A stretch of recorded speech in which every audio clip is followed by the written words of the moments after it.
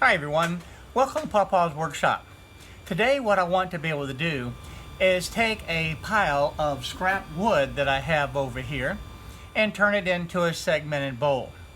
Now one of the things that I don't have is a lot of fancy computers, and I really hate videos that start off a segmented bowl video with just cutting a bunch of wedges and don't show you how to do it. I don't have the fancy computer, so today I'm going to show you how to do it with just a paper and pencil and almost no math. So let's get started.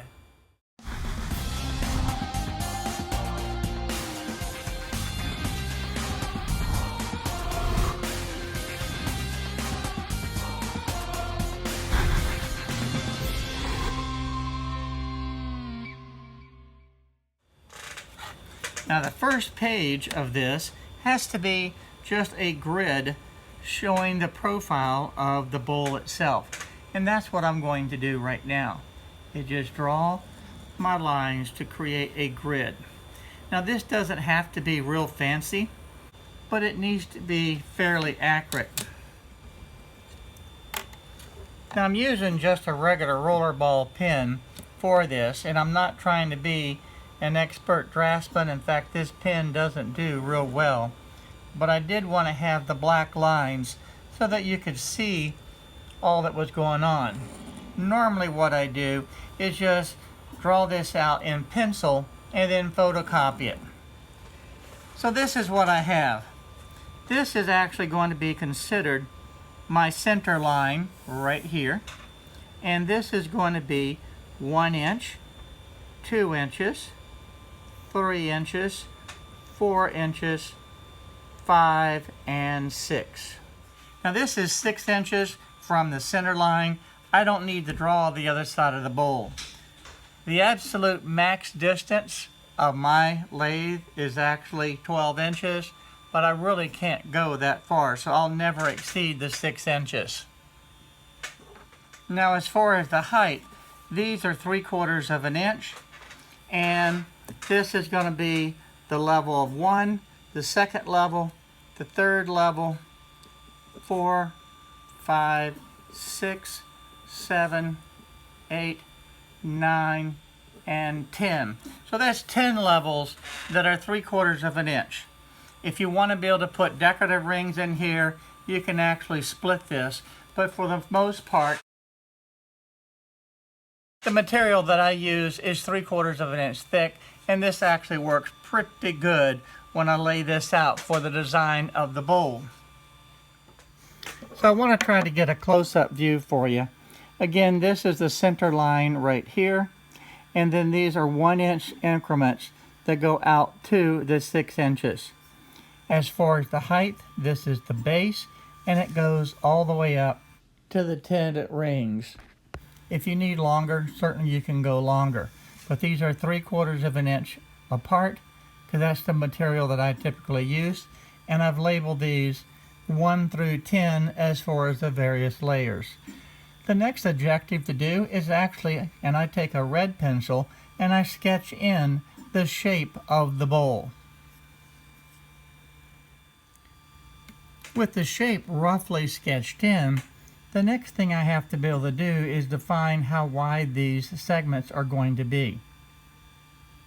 And to be able to determine that, all I do is come from this bottom edge and come in a little bit and put the vertical line. So now I have the width of all of my segments for the entire bowl. Now I need some way to be able to record this information, so I need a second piece of paper. Again, as I draw this sheet, this could be on a regular notebook paper if you wanted, but I didn't have any handy, so I'm just going to go ahead and sketch this out.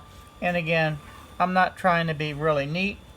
I'm just trying to be able to get it where the information is to you. And the first thing that I'm going to need to do is just have one line drawn right through here. And that's going to be, I'm going to just draw it from right here. This is going to be for the different rings 1 through 10. So this is 1, 2, 3, 4, 5, 6, 7, 8, 9, and 10. Now then, the next thing that I want, I've got the board width now, being able to measure and write it in. So I'm just going to draw another column down here. So this is just going to be the ring right here.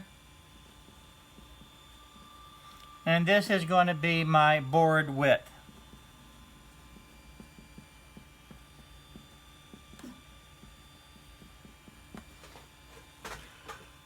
Now the only thing I need to do is just measure the width, and that is going to be 1 inch and 5/8.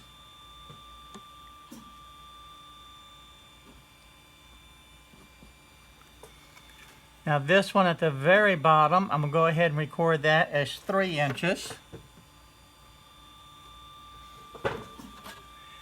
And then we'll go up to the next one. That's going to be 1 1/8.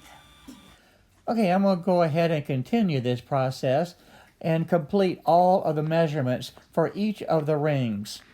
Here's the first sheet that I needed to be able to just sketch out the size of the bowl, to be able to determine the number of layers, and then to be able to get the board width. And I'm just going to transfer that over. You have the rings here going from the bottom to the top, and that corresponds from the bottom to the top over here. And then I transfer and measured. That is actually the board width. Now what is the next thing that I need? I'm actually going to need the angle. And we need to decide how many segments that we want to have in the ring. This is the last sheet that I need. And I just have this grid laid out in 1/4 inch increments, and I have a V groove here basically defining the wedge. And this is based on a 15-degree angle, and it's set up for 12 segments. Okay, in the next video, when I cut out the different segments, I use a jig, and this is already preset. Now this is 30 degrees. Half of that, of course, is 15. But this angle from here and here is a 30-degree angle. That gives me the 12 segments. So depending on the angle and how many pieces that I want, I have different wedges that are set up. And I'm going to show you that tomorrow when I cut out the actual bowl. But one of the nice things, if you just have the grid itself, all you really need to do is just set it down and make sure that it's square and draw your pencil line, and you have it. Okay, so what I want to do is measure from the center 3 3/4 inches back. So from the center point, 3 3/4 inches back, and that's going to be my point. So right there, that is going to be where my first one comes through. And now I can measure that, and I can tell you that that is going to be, well, right at 2 inches. So this is my outer board length at 2 inches. And then I'll measure down to 3/4 inch.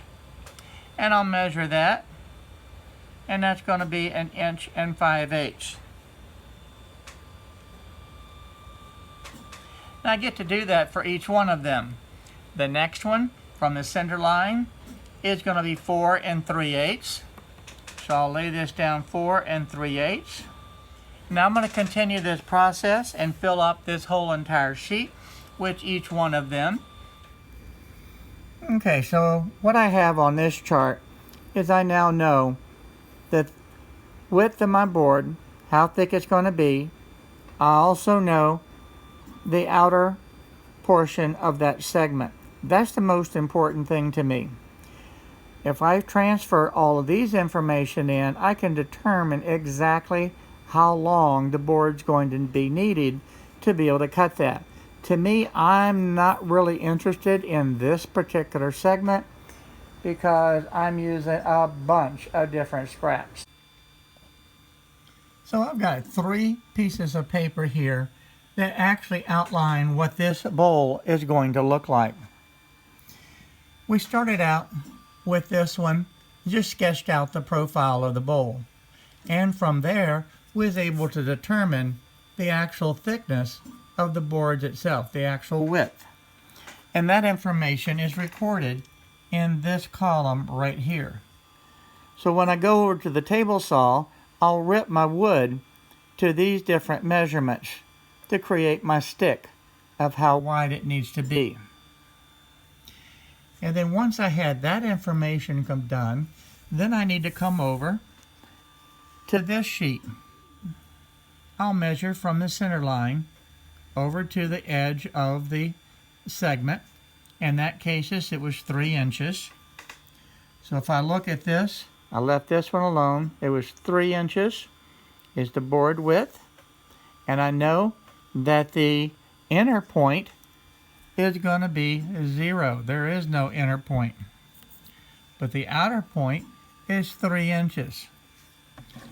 So again, real quick, if I just measure up 3 inches, I know that that's exactly where it comes in, and I can look at that at 2 7/8.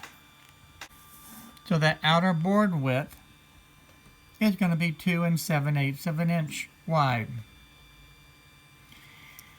For me, since I'm using a whole lot of scrap wood, this is really the most important column, because when I set up my table saw, I'm going to cut 12 segments that has this outer band this wide. And I'm going to use enough scraps until I get to my 12 segments. If I had a very exotic wood, then I need to be able to have these two added together, plus my saw cuts, and there's a lot of other calculations that I'll save for another video. Now I want to point out that this was done very quickly, okay? As long as this is close, it's going to work. It doesn't have to be exact unless you're doing a bowl that with very, very precise segments. I'm not doing that with this one. This is just a very basic entry-level type bowl that we're going to turn. Again, here's a scrap pile that I'm going to turn into a segmented bowl tomorrow, so you're not going to want to miss this video. I'm going to get all of these cut, make the rings, and glue them together. Hi everyone, thank you for watching my video today.